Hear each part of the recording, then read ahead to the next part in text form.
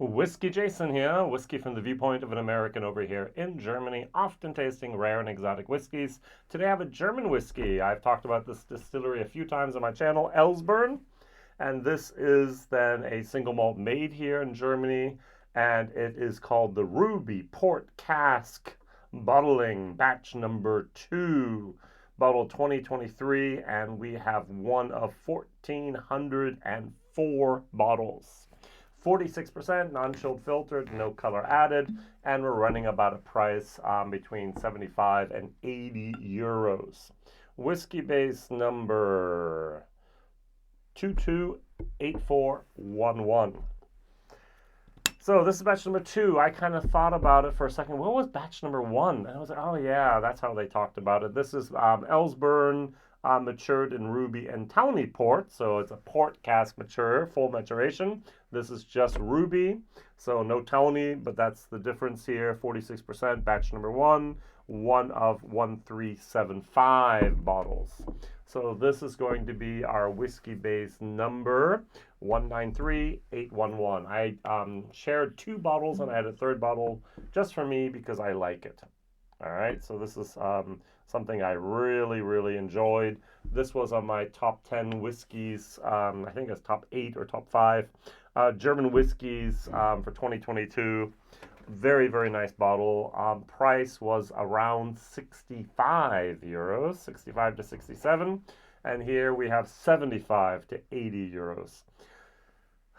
Inflation is a bummer at the moment. That's all I have to say about that, all right? So 46%, no age statement, same distillery, same thing, and this is ruby and tawny cask, port cask. This is just ruby. On the bottle it says here, matured in the best ruby port casks from the Alta Douro, Portugal. Here it says, matured in so we change it in the best to in ruby and tawny port casks. Boom.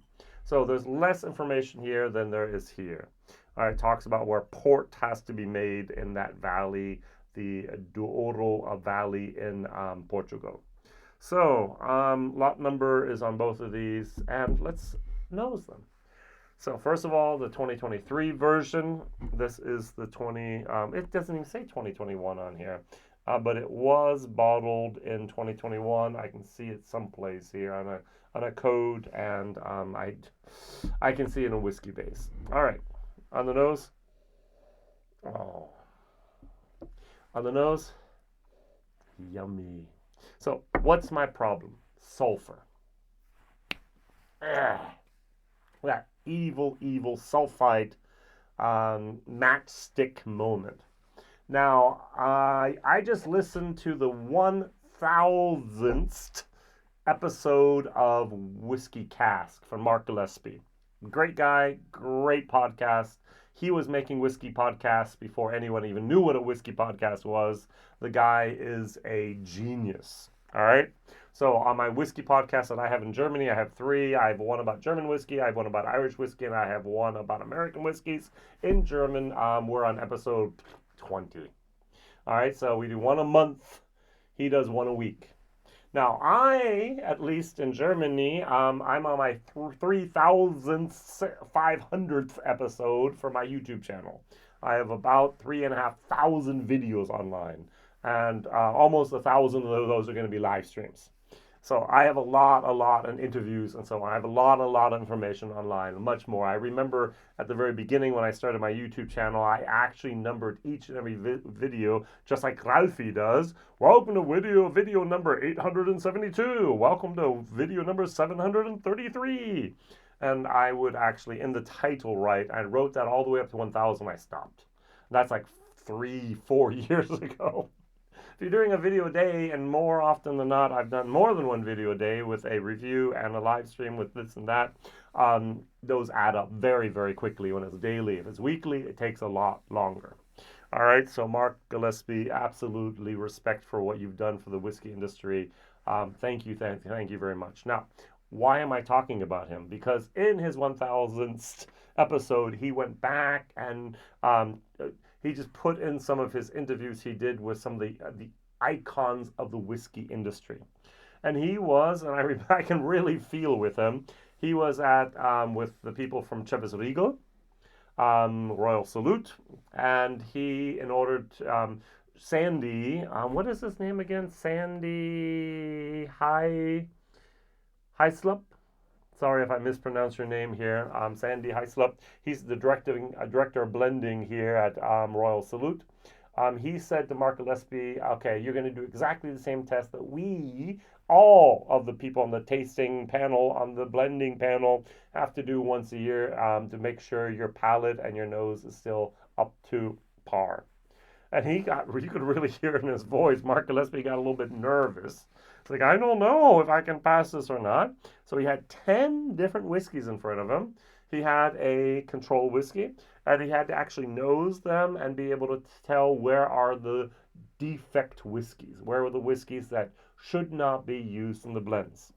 And so he went through the first couple, and he kept on trying, and he found the 4 of the 10 that were defective.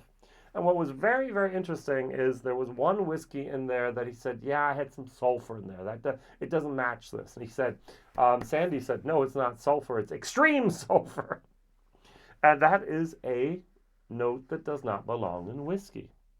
So if you're putting whiskey into casks that have had a sulfur candle in them that have been sulfured, you are using tainted casks. Personal opinion.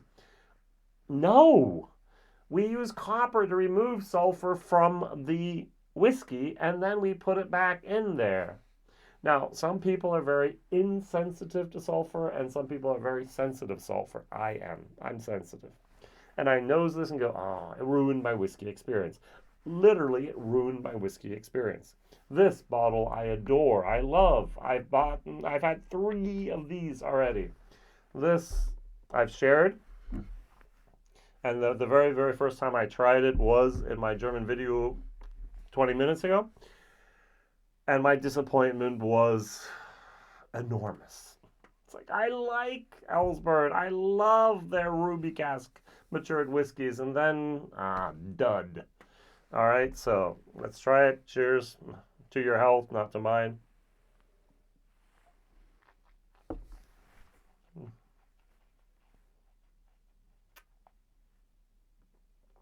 The very first thing I get is on my tongue, there's needles. There's literally an allergic reaction on my tongue with that sulfate, those sulfurs in there. It just ruins everything else that's in there, and which is such a shame, because if the sulfur moment relaxes a little bit, dissipates, I do get a little bit of a mocha dark chocolate moment. I get like a fruity cherry moment. Think Russell's candied Russell's candies. There's with the cherry and the dark chocolate and with the cream filling. That's what I'm getting here. This whiskey could be very, very nice. This is for me a B plus. C plus B minus whiskey. This could also be a B minus C plus whiskey. That's what I wanted to say. B minus, C plus. But it's not. Those ruby casks that were delivered from Portugal over to Germany should have been delivered in the winter, where you do not need to put a sulfur candle in there. You don't have to put a refrigerated container truck with the casks, but just don't deliver them in the summer. Just don't deliver them when it's warm out there. Deliver it when it's cold out there. And that's one of the main major factors that we need here. Bourbon barrels from America, 60-some% in there, no problem. They don't turn bad. Wine barrels can spoil on you. Port, 20% can spoil. I don't think they spoil as quickly as some people think, but that's that. And it's just a shame because that sulfur is transferred from the cask in the whiskey. And for those of us that are super sensitive, hypersensitive, or just sensitive to sulfur, it ruins our whiskey experience. This is a D. This is a D minus for the value for money, in my point of view. If I were not, I'm going to call being sulfur sensitive is almost like a curse, being sulfur blind is almost a blessing at the moment with all these casks out there that have sulfur in them. This is going, if I sulfur insensitive, if I was sulfur blind, this might actually, as I said, be a C plus definitely. And the 75 euros is a C. Hey, buy it if you want to, but only if you're not oversensitive to that evil S word. Yep, ruins my experience. Over here.